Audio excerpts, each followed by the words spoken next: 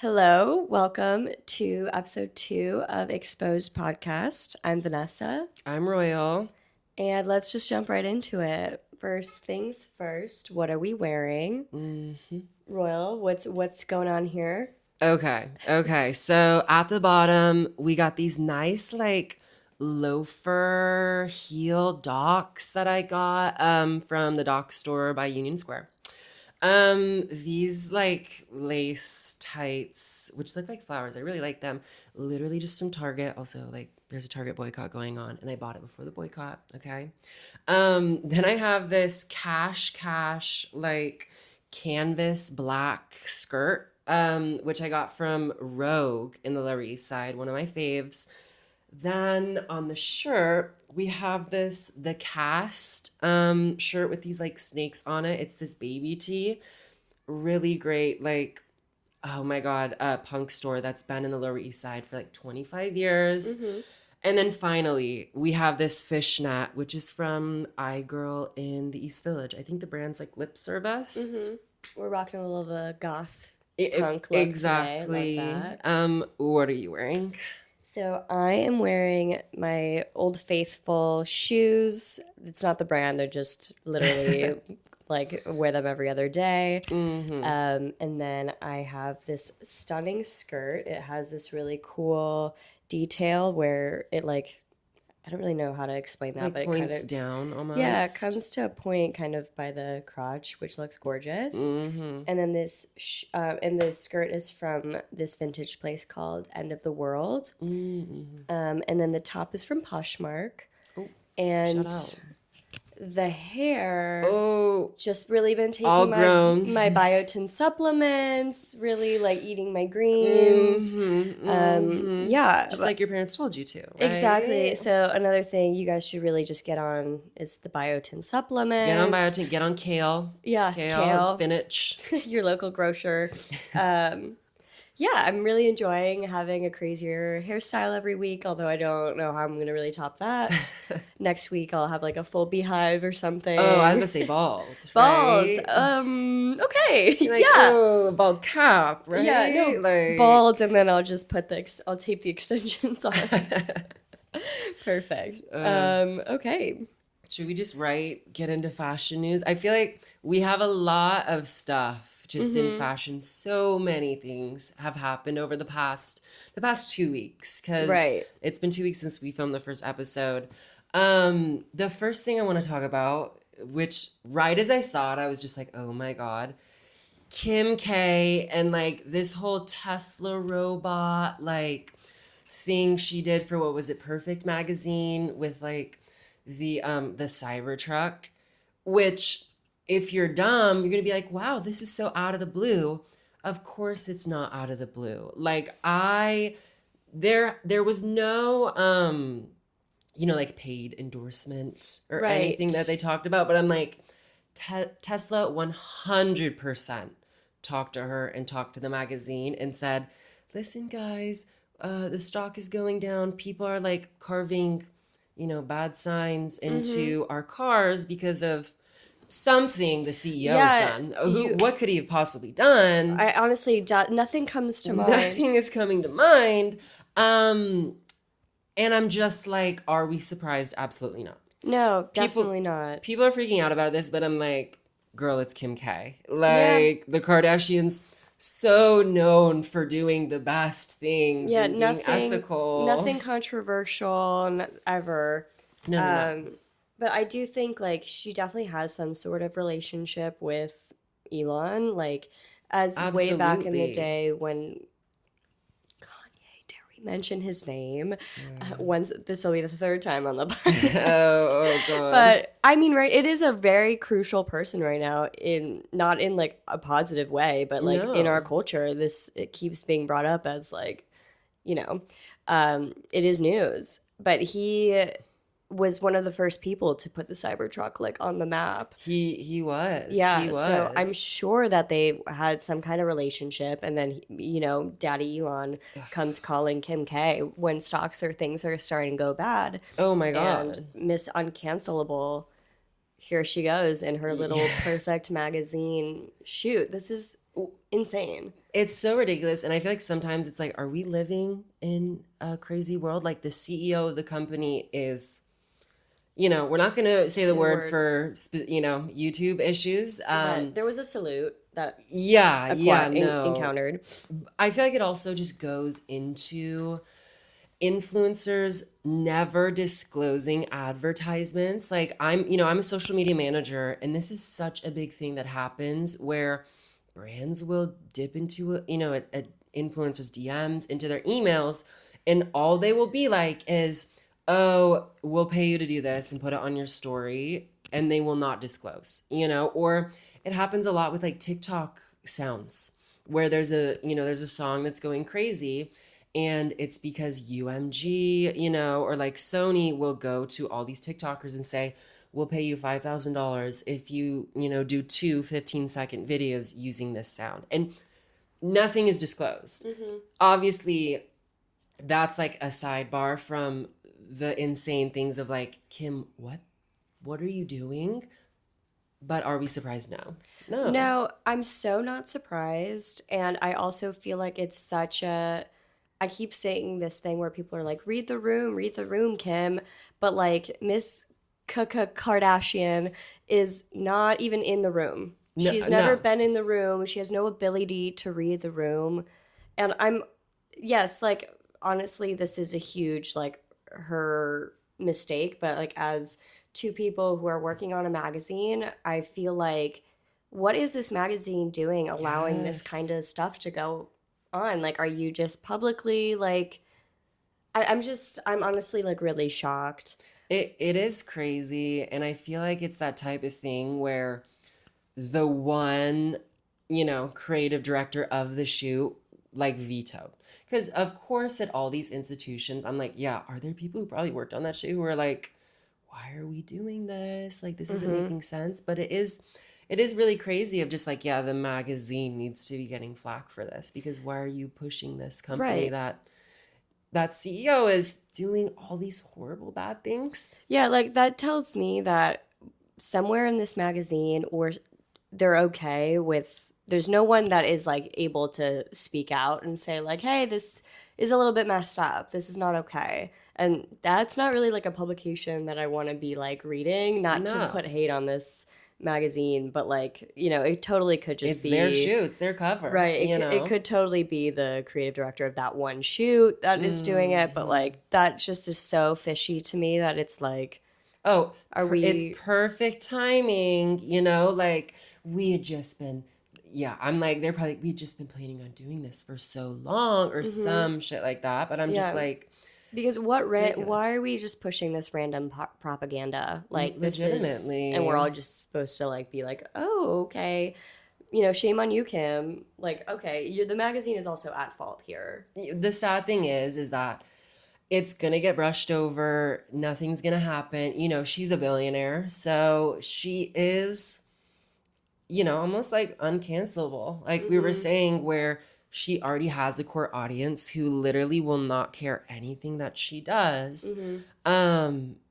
It's very crazy. Very similar to Kanye. Like, absolutely. Somehow they're both constantly just getting away with this kind he of had behavior. A Super Bowl ad, yes. like, yes, for his, I'm not going to say the word, but t-shirts that had that same legitimately propaganda.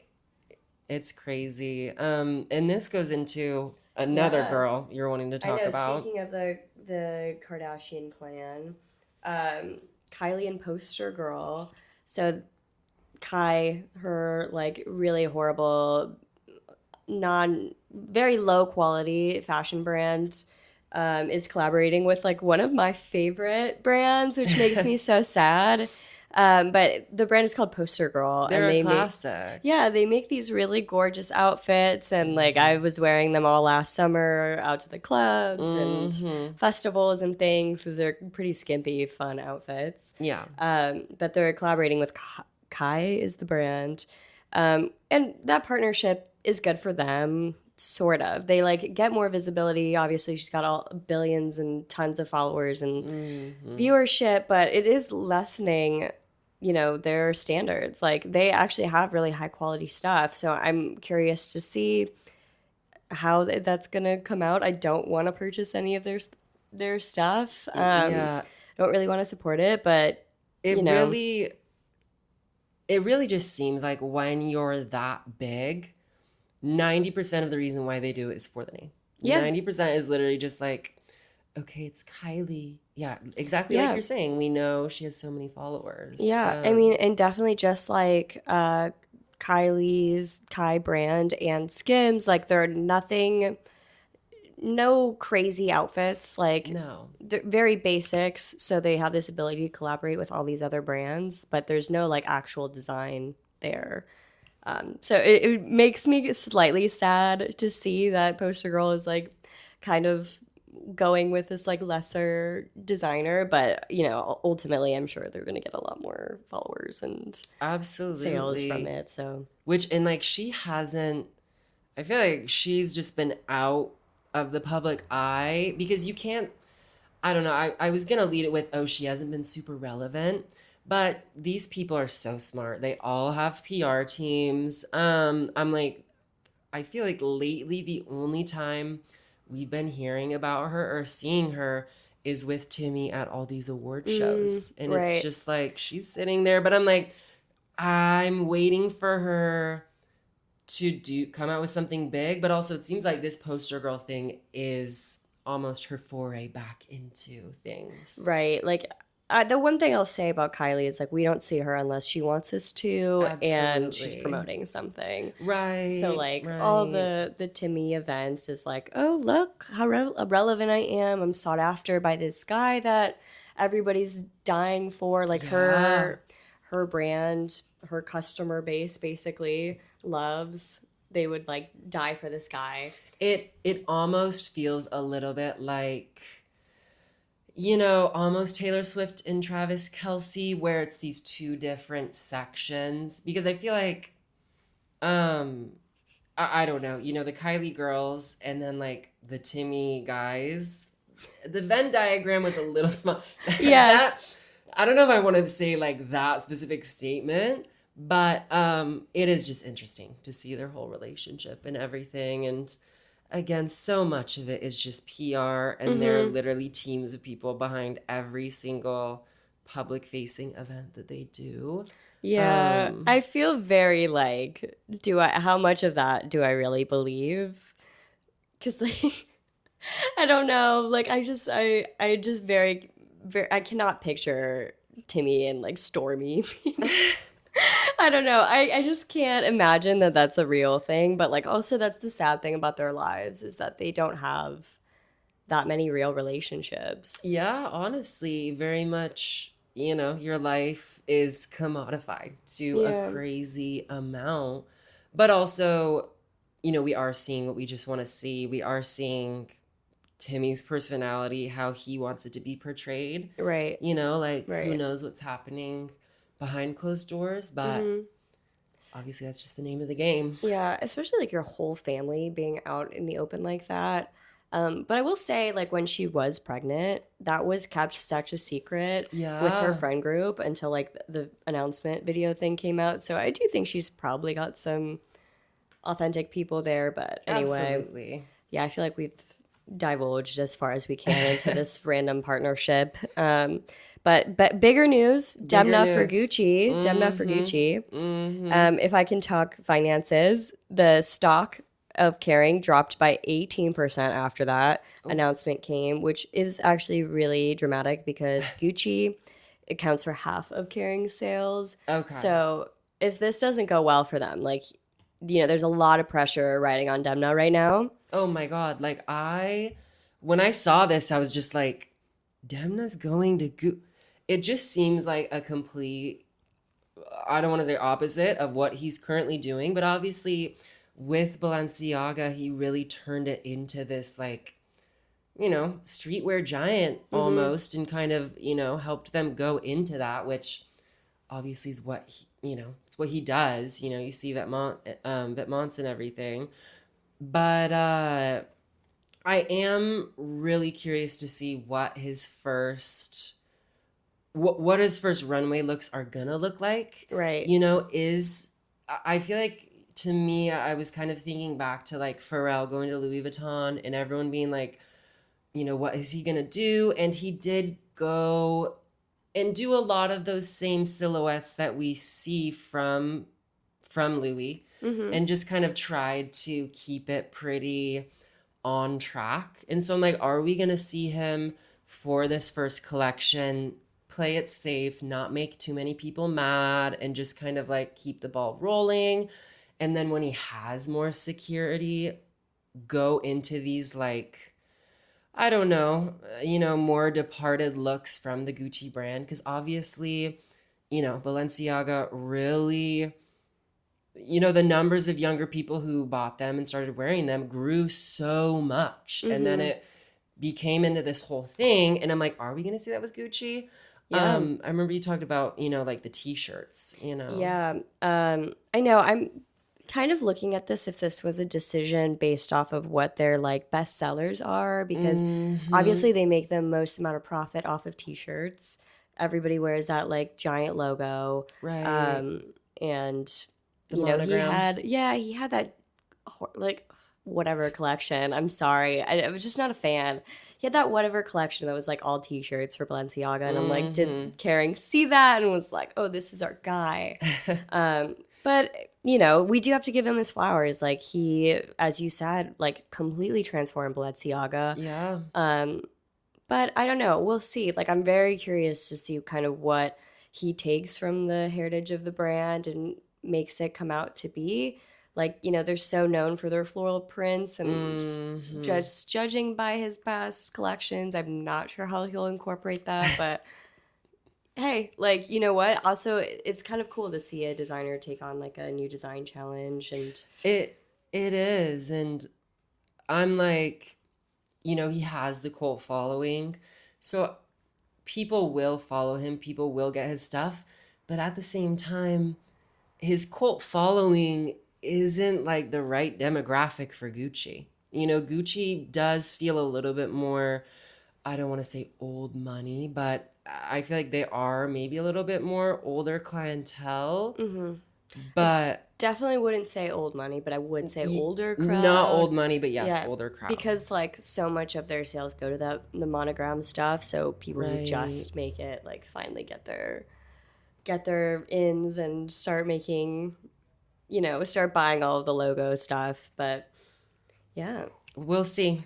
Only time will tell. Only time will tell.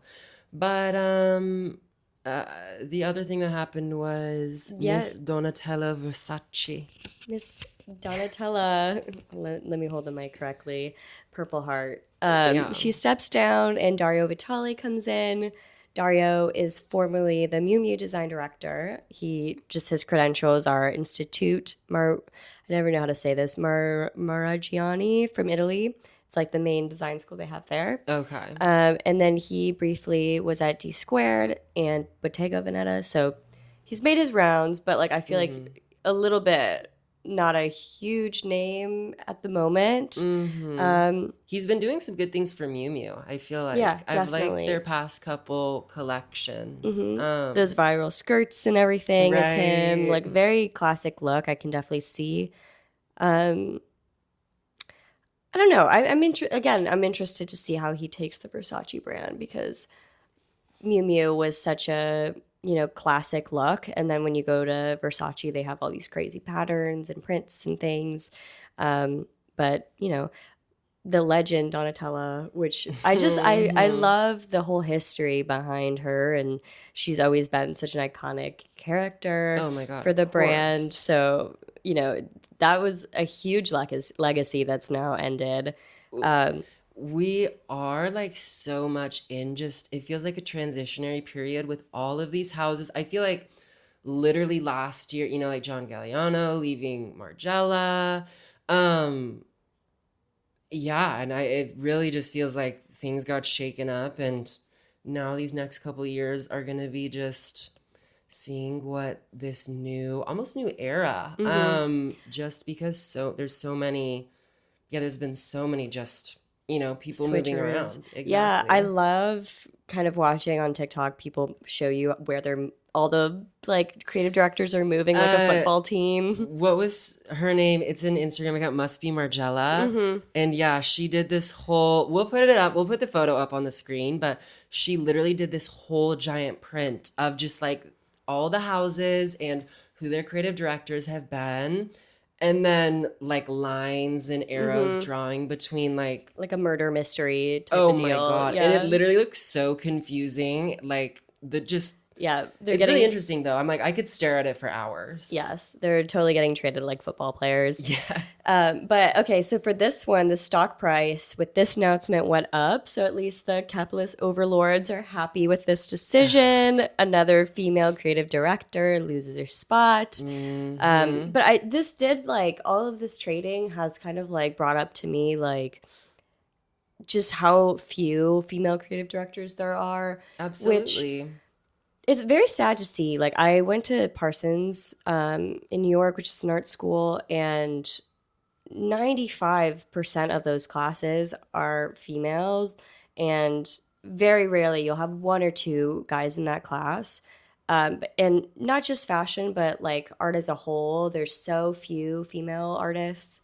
So I looked it up earlier, but like 14% of luxury fashion brands have female creative directors. So, which I want to know the numbers of, the assistants and everything and everyone who actually works on that because it's probably not more than 14%. Right. They're just not getting represented. But yeah, it's sad to see, and it's something that like, women know all too well. We know all too well about.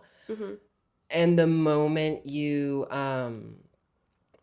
the moment you say something about it, it's always just like, well, women are, there's more women there than there ever have been. And it's like, yeah, that's still not enough. Right. Like, I was joking with Max, my boyfriend, earlier that like I feel like fashion is the female equivalent of finance, but even there you don't get the same kind of opportunities. You do get the same opportunities as in that there aren't females at the top. There aren't like No. women getting those positions of power, but so much of that is just nepotism and oh my God, absolutely.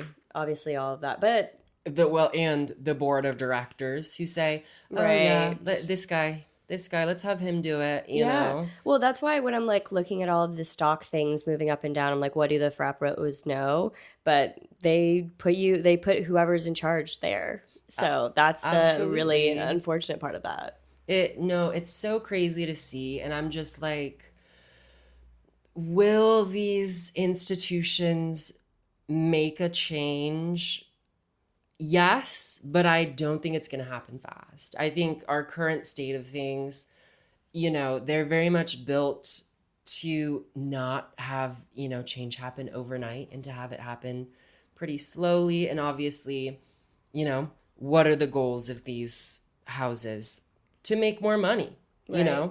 LVMH owns so many brands, and they're owned by, shareholders. And what's the point of all this is to get the shareholders more money.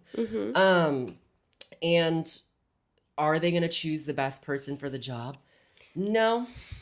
No, Like, but that's yes like and no. that's what we were Yes saying and with no. Demna. Like, did some guy who was on their director's team think, oh, okay, so the t-shirts is really gonna sell? Who did t-shirts best? They're Let's like, put them in charge. yeah, we see what happened with Balenciaga, and is he gonna have that? Or, did it happen where I don't know, are they feeling that Gucci is struggling? I know luxury sales kind of, I don't know. We need to look up the numbers on that and see how they're at, because I know they were struggling previously. And then obviously all of these companies dove into more streetwear side of things. And like you're saying, having these t-shirts of the monogram, the bucket hats and everything. Like we went to the Marnie store yesterday and they had bucket hats and things. And I'm just like, I feel like I don't really think of bucket hats when I'm thinking of Marnie, but obviously it's just what a fashion house has. You know, they're like, Yeah, okay, we're it's working a on the seller. buttons. Exactly. Yeah. Exactly. Kind of to tie in what we were discussing with the Gucci t-shirts. So I was in Vegas last week, and we were like shopping at the Strip, Max and I, and I was really seeing this like old money, new money thing because Mm-hmm. I feel like they are so friendly. The atmosphere we kept saying was insane. Like the customer service compared to New York is crazy. Oh my God, of But course. it's because literally anybody there could just hit it big and Yeah. have money to spend. So when we were going into like all the designer stores, we were trying things on. They were so friendly to us. But it's like we could have just won big at like blackjack or the slots or Yeah. something. You're like, So we got $10,000 to spend. right. But that's why when I was like there, all of the Vegas fashion is these monograms and like logos and just really tacky giant things that scream, look, I bought a Gucci belt, I bought a Gucci Exactly. t-shirt. But yeah, insane. I feel like most of that just shows more about the perception. Because, you know, we do know obviously 90% of the culture of people who are possibly buying, you know, who, oh, I buy Gucci everything, I buy, you know, whatever, Fendi everything. It is so, you know, it's a status symbol. Obviously, Right. that's how so much of that is.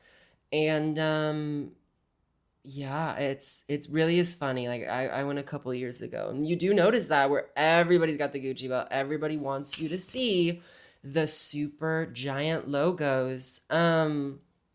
Which yeah, you know, it's so less about the clothes. So less about the Mm-hmm. clothes versus where I'm like, you know, my palette's just so refined and I just, you know, to me it's about the silhouette and the Right. fabric. We never mentioned anything that we've worn as not even gonna bring up last week with this giant D I had on. No, literally, legitimately.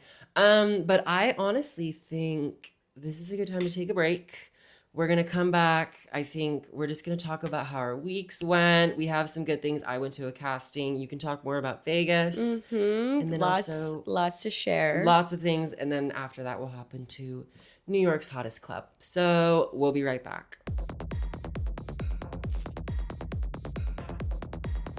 Okay, we're back. We're back, and we're just gonna talk about our weeks. Vanessa had an exciting one. You tell us all about that. Yeah, I was like in my influencer lifestyle. I was really just had basically just 24 hours in Vegas Mm-hmm. over last weekend. But it was great. It was for my boyfriend Max's birthday. I got him tickets to UFC. Very He's cute. like a huge fan.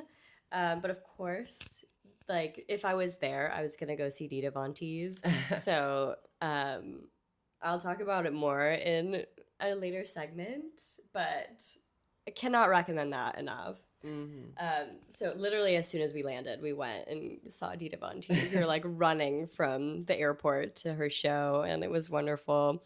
But we stayed at the Luxor, which is like the pyramid. Yeah, because I took my dog for some reason on a 6-hour flight there and back. Ooh, I know. How was she? She was great. She was good. I don't know why in my head I didn't realize it was going to be that long of a plane ride, but she's been traveling since she was like 4 months old, so she's very good. You got her own seat, right? Yeah, of course, first class, and then we were in the back of the plane. You guys were in coach. We were in the back. But yeah, we stayed at the Luxor, which is the pyramid, and they had like the dog friendly accommodations there, but oh my God, such a weird place to be. I love that everything in Vegas has a theme. I don't know if I would go back to this one. To this specific place. Yeah, it's a little dated, and they have the like elevator that it's not an elevator; it goes like sideways. I've heard it's stories. a pyramid. Yeah, it feels really weird because you're like tilted. Oh God. So I don't think you would hardly notice it, but like it did feel really strange. And as I was saying, like we were rushing from the airport to check in and then go to Dita Von Teese because we were like basically bus club, another club. Of course. And while we were like running, we were like looking at the signs that were like Uber, Lyft over in this direction. And It's literally a labyrinth. Like, I don't know if you've ever seen Percy Jackson and they get stuck. Oh yeah, what is it? in The lotus the flower or lotus flower. something? Yes, exactly. That wait, they play poker face. Oh, Yes, that was exactly the experience. Like, we could not get out of this hotel. I was like looking left and right, and we had like, it was literally, we were late to you're the like, show. you And know what? Why don't we just go do the slots? No, that's what they want you to think. Yeah. They literally take you in and like you have to go through the casino. Like, it was insane. The second we walked into the hotel, this lady was already trying to scam us to like do the slot machines. Oh my God. It's like very predatory. Like, the architecture is set up so you can never leave. Well, you guys are supposed to be, you know, the target demographic is the 60-year-old old people who are chain smokers. Yeah, we did find our way out, but oh my God, not after we were literally in this maze of casinos. We ended up in the casino next door somehow. We were like underground tunnels into the Excalibur, the like one that looks like a castle. Oh, I went to that. Yeah, I've never been so mad in my life. I was like, I just want to see Dina. Like, fuck. But yeah, finally we made it. We actually made it right as like the show was starting. Oh, really? Yeah, I literally, like, it's changed my life. I'm so glad we got to go. We got the best martinis I've ever had in my life. Okay, nice. They were, in fact, $70 for two. 35 each. Yeah, which is insane. It's insane. I think it was something like 79 or something. I'm like, they will get you so hard when you're trapped. I remember when I was there, I went to like Bobby Flay's burger like place in Caesar's Palace, and it was in like the food court. Yeah. It was like $30 for a burger. Yeah. And I was just like, okay, we're trapped here. Like, Yeah. that's how they know. Yeah. We were at, the residency was in the Venetian, I think, which is so lovely. It's gorgeous. But after we were like so hungry because we had literally gone from the airport to the hotel to the show, and we were just like, I don't want to spend that much money. I just spent so much on drinks, and we just got like Panda Express, and it was literally the same price as like fine dining. The martini didn't fill you up? No, the three olives really like. Well, you know, body tea, so like that's all I need. Yeah, it's summer body coming in, but no, I had Panda Express for dinner and Dita Von Teas, and I was happy. There we go. Yes, but anyway, so we were there after we went to the Strip, checked out all the amazing restaurants and shops. Of course, Max and I went into all the luxury shops and I was trying on all the diamonds and it was really fun. But what we were like really there for was the UFC, which, can I just pause and sidetrack a little bit? Because I will not take the allegations of being put onto something by a man. Never. Never. Not even the one I love. Like, not even allowing that. No. But I got into like UFC during COVID because there's a show called The Ultimate Fighter, which is basically a reality TV show where like men go into a house and then they all have to like eventually fight. But it's like The Bachelor where they all get, one of them gets too drunk, they fight in the house. Oh, these emotional ass men. They are such emotional ass men. And literally they're like little babies and then they actually duke it out. So I was, of course, like obsessed. But there was a season where it was all women fighters, and it was like the first time. Yeah, it was the first time in history. Yeah, and I was like watching it while I was at the gym, and they are so strong and fit, and like that's actually like what really led me to love this sport. Shout out. Is that like women are taking just as seriously as the men. And yeah, but like literally on my first date with Max, I knew he liked UFC, so I was like, so did you like watch all of the fights? And he was like, yeah. And I was like, and the women fighters? And he was like, yes, I love that. Like, and you know, whatever. But so gotta make green sure. Green flag. Okay. Nice. But we went to the fights we went to were like, it was probably the best fight of the year. Oh. And unfortunately, our guy lost.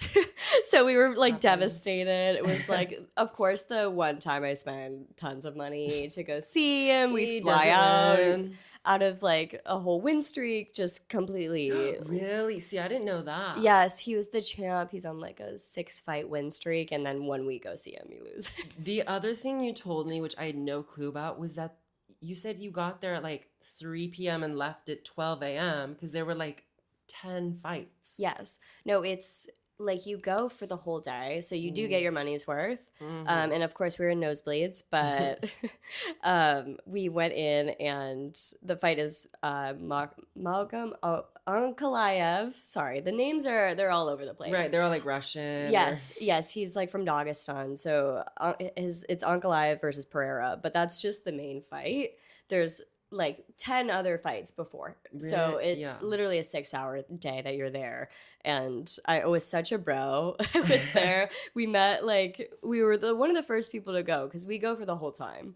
And the whole section was empty except for the guy sitting right next to us. Oh my God. So, of course, we, like, become friends, and honestly, such an awesome guy. Like, I've gone to events like this before, and the crowd is racist. Oh my God, I can imagine. Which, yeah, I'm not shocked. We went to the Long Island one. Fork Fountain Kitchen. Like, yeah, they were literally like so racist and sexist and homophobic, everything. But this guy, like, and this crowd is, if you go to Vegas, it's like the main epicenter for UFC. Oh, yeah. So you get like the real fans, and this guy was wonderful. I remember at one point we're all like drinking, he was buying us drinks, and we had taken little edibles, and he bought us drinks and stuff, and I was like, oh my God, do you know how rare it is to find a fan that is not a sexist asshole? And he was like, actually, do you know how rare it is to find a like female UFC fan? And I was like, good point. That's good point. Funny. That's so funny. But yeah,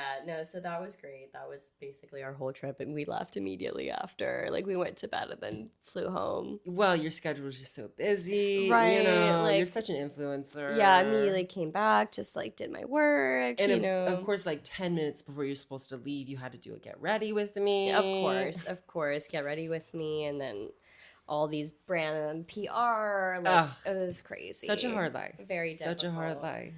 Anyway, thank you for letting me go on my tangent. I did know that Miss Thing also had an equally exciting week. Girl, your bitch had a Zoom meeting to be in a documentary for folks, which is where I get like my hormones from.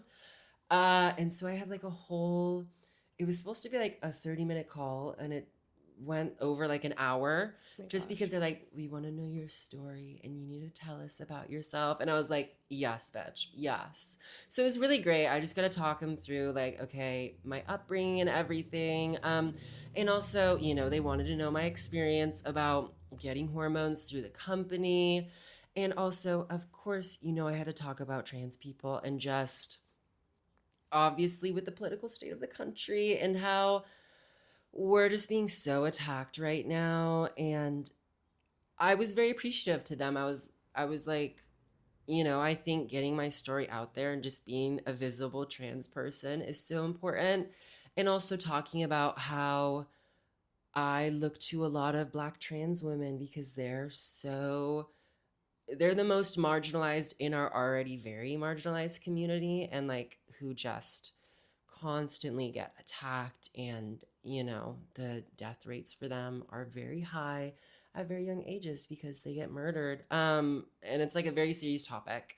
But I was able to talk about that, and I'm really excited. We're like we have like a whole day to shoot somewhere in the West Village at the start of April, and I'm really looking forward to talk about that, because if there's one thing I love talking about, it's the dolls. Like, I thought you were gonna say it's me. That too.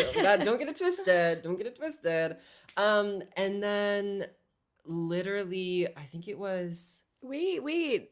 Aren't you gonna perform like a original song too? Yeah, okay. You can't forget that. I'm a musician as well. I'm a singer first, but I literally say that, and I told them I'm like a songwriter, and they're like, "What?" Yeah. They're like, "Oh, do you have a guitar?" Light instantly went off, and like the director's head, who I was talking to, and she's like, "We're gonna have to get you like a song," and I was like, "Oh, I definitely have something prepared and something I could sing." Yeah.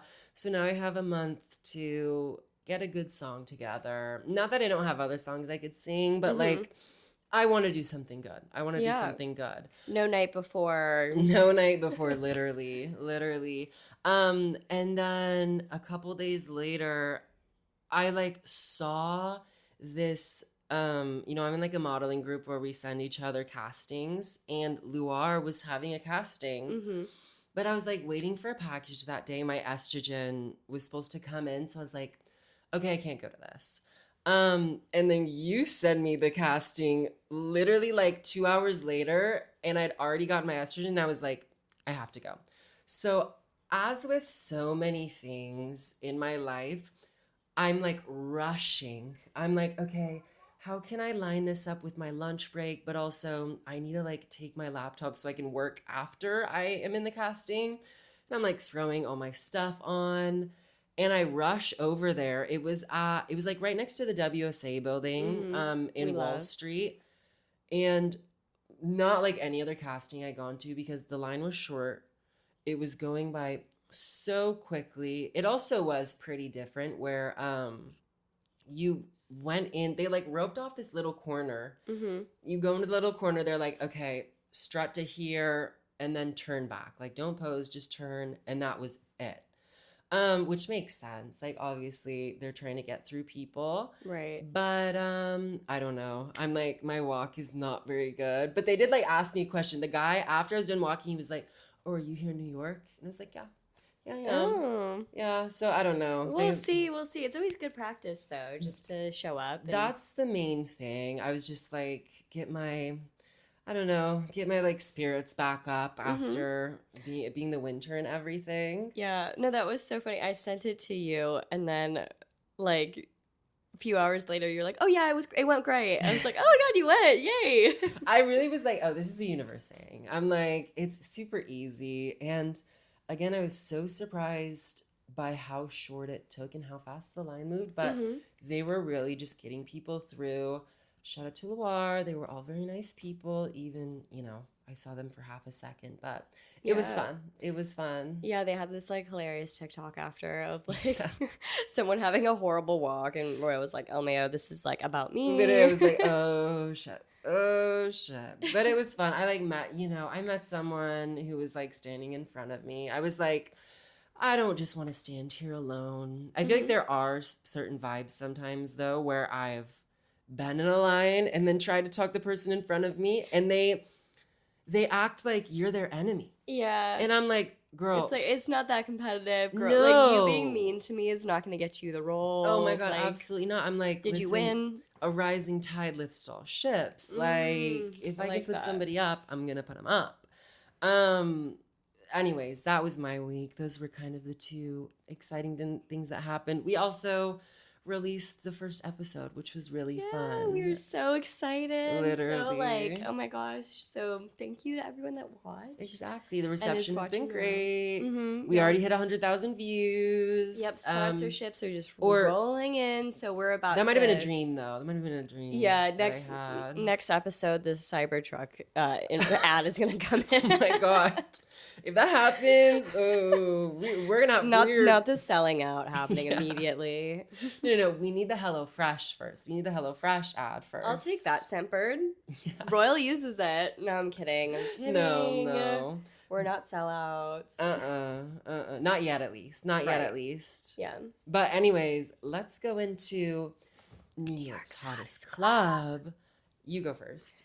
Okay. Well, I will say my first one is shout out, but Planned Parenthood. New York's Hottest Club is Planned Parenthood. Again, like not a sponsored thing in any way. But one of my friends was telling me like she had such a good experience there, and I don't know, but like about you, but every time I've tried to do like doctors in the city, it like sucks so bad. And specifically my gynecologist, like my last like appointment outside of Planned Parenthood was like under 30 seconds. She comes in, does the swab, leaves, and I was like, we love that. Whoa, I didn't even get a chance to like talk. And this, you wait all year for like your care, and so that was like really annoying me. And so my friend had told me about like how amazing of a time she had at Planned Parenthood, and I don't know why, but in my head, like a government like facility thing just didn't seem like it'd be good. Totally. But the one I went to in Brooklyn first of all, building is beautiful. It's in downtown Brooklyn. I know the one you're talking about. Yeah, like the wait wasn't even really that bad. I just brought my like work laptop and stuff and worked from there.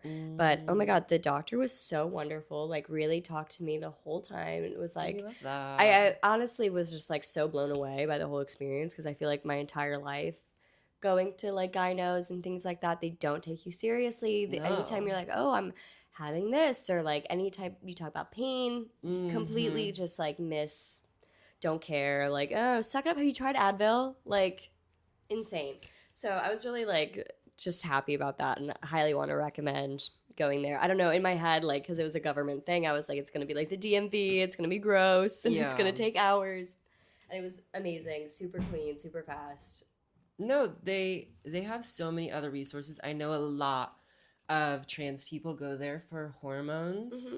And yeah, I've heard nothing but good things. And I feel like there's so much propaganda by like the pro-lifers where they're just like, all they're doing is, doing abortions. But I'm like, no, they have so many other good services. Yes, just literally, I just went for a checkup and I'm like, how are you trying to defund this? This was the best experience of my life as going to a doctor. It's insane. No, their baby, though. I would say this, but I'm like, we're going to get demonetized if we do. Anyways. Okay, my turn. Your turn, go ahead. New York's hottest club is the Aesop store, or sorry, Aesop. I just learned how to pronounce it correctly recently. I see. But only for the tea and the granola that they give you.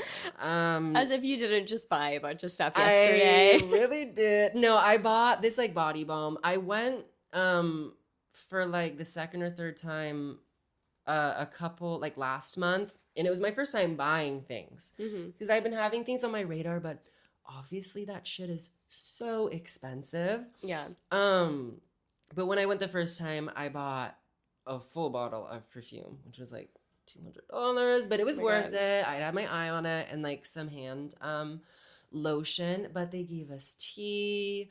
The girl was really nice. She gave us some testers. It was a good experience. Obviously, that's in the fucking handbook. They tell them to do that. But it does make me feel good. Oh my God, of course. She's like there.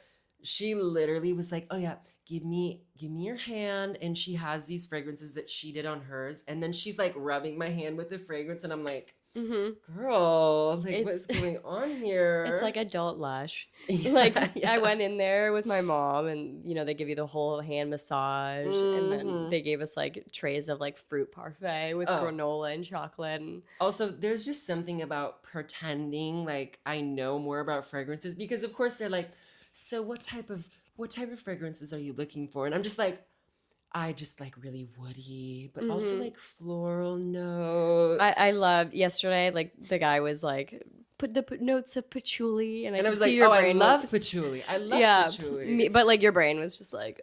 Oh, well, and then we're standing there and he's just, all the names are like the most esoteric names ever. And so he's saying like 4 different things, and I just have no clue what he's talking about. So I'm like, oh yeah, the Resolve, that's the one that I liked. And he's like, no, that's the Revolution. And I'm like, oh. Yeah, get with it, Roy. No, but he like gave me my stuff, and then they always spray the bag with a scent. And he was like, oh, if you want to know for next time, I'll add it to your account. And I'm like, damn, girl, you got an account on me and everything? Whoa. Like, what is going on? But they're like writing in there like, she's so sexy, like loves patchouli, of course, and or floral notes, perhaps. I said Palo Santo as well. Okay, I was like, I love Palo Santo. Like, you're just throwing names out there. No, literally. Like, I'm like, yeah, geranium and lint. I love a lint smell. Anyways, you go next. New York's hottest club is actually Las Vegas, Dita Von Teese's residency. Course. I did talk about it a little bit, but like not enough. Like, I think if you have one thing you do before you die is you go to this residency. Okay. And you do it ASAP, because she's 50 years old, or actually in her 50s. I don't even know how old, but like, shout out. Yeah. Like, I mean, it was just so amazing to see literally a legend come on stage and like have the respect. Like, I don't know, in this time right now under Trump, like you don't get to see things that are like celebrating women and especially older women. So I was just so happy that I got to see this legend in real life, and I'd been following her career and things and her AD house tour for years, and I just absolutely love her. I haven't seen that. I have to watch that. Oh my god, it's my dream. Is that a rack? That's a rack. Yes, that is Media Dita Rack. Von Teese AD house tour. It's so good. She has this like lipstick like screwed onto her wall. Wait, I have seen that. Oh my god, it was like such a crazy. Okay, wait. There's like taxidermy, and there's like oh my god, it's stunning. But yeah, she has like a mirror on her wall with like a little lipstick on a chain for when she wants to put her makeup on. We'll put like a little screen cap from the video so you can see. It's so good. I want to do that in my house. But anyway, her show, like all of her shoes were like custom Louis Vuittons, and they were like matching her outfits. She was like at one point riding a pink bedazzled mechanical bull and doing her like routine on there, and I was just like, how much were the tickets?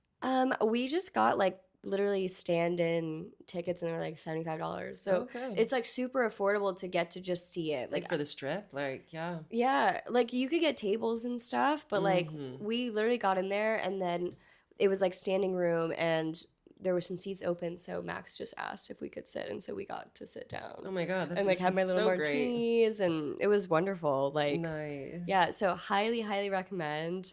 And her show is like a mix of men and women doing burlesque, so it's super cool.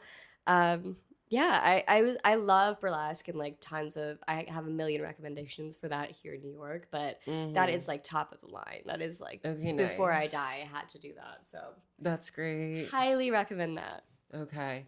New York's hottest club is any food truck after the club at 2 a.m. Okay. Yeah. It's getting warmer.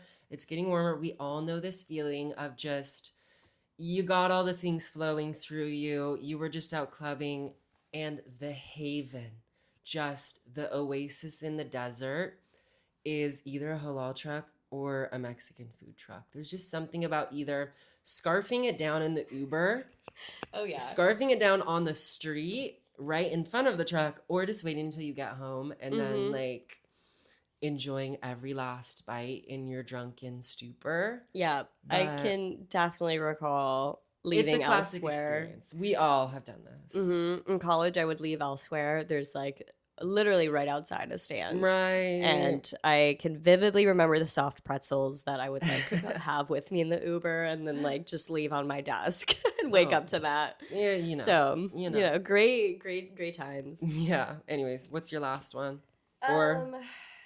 That's it for my New York's hottest clubs. But we can move into Media Racks if that works. So my Media Rack is another TV show. It's called Halston. So Halston, it's one season, so super short. And if you're into like any fashion history stuff. What is it on? It's on Netflix, I believe. Okay, nice. And it was about Halston, who's a 60s, 70s fashion designer. And it was in the area of like Studio 54. Studio Gosh, 54. I don't know why that like left my brain. But his like character and who he was is just so crazy. He would have like be doing so much snow that he'd be on the phone doing snow, and then like a little bit would drip out every time. And at one point the phones were broken and they had to call like a operator to come in, and all he did was pour out all of the powder that was in there. Oh my god. And they were just like, oh, all right. It was like so openly. It was the 80s or whatever, the 70s. Yeah. It was just so openly done, but it really does go into like so many cultural, like amazing moments of American fashion, which I have to like, watch that. It's so good, super short. Like even Max watched it and his family, and they loved it. But it talks about like Eleanor Lambert, and she actually was the creator of New York Fashion Week, one of like the great press people in the beginning of fashion. Yeah, and then she also set up this like amazing Battle of Versailles, which was like the French and the American designers, where they like fought to kind of, you know, see who's the best at designing, and then ultimately the Americans won in Paris. Oh, so yeah, not to spoil fashion history for you, but yeah, highly recommend that. Okay, my Rex first Illmatic by Nas, just like a classic rap album.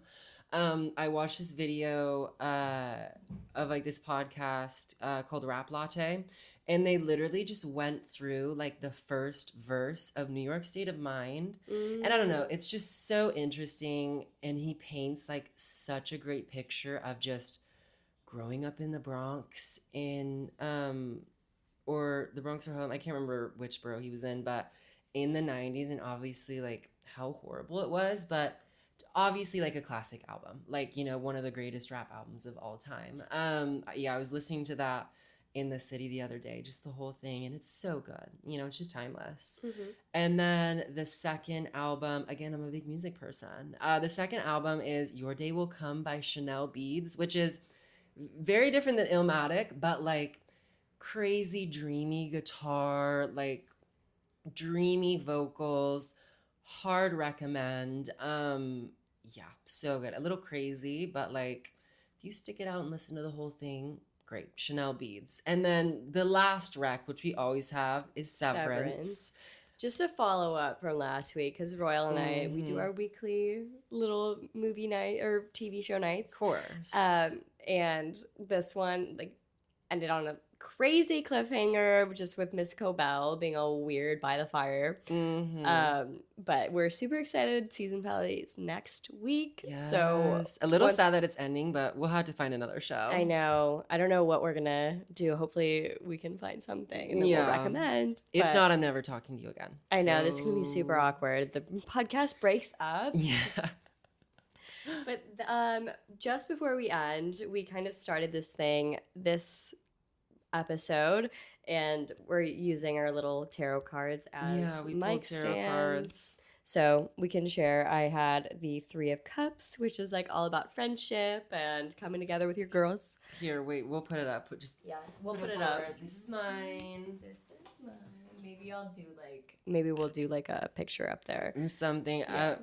And Royal doesn't know tarot, so I'll tell you. Something Pentacles. Yes, it was the 4 of Pentacles, which is, you know, she's getting her bag. She's in her financial stability. Because Pentacles is all about coins and money. Okay, nice. Yeah.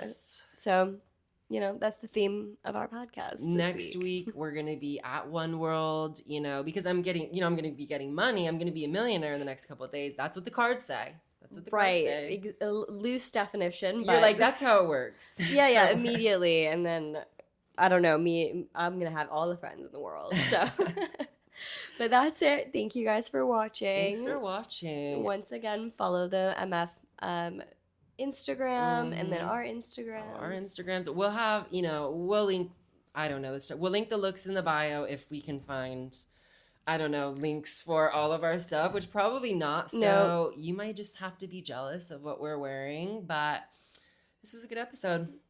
Anyways, bye. Bye.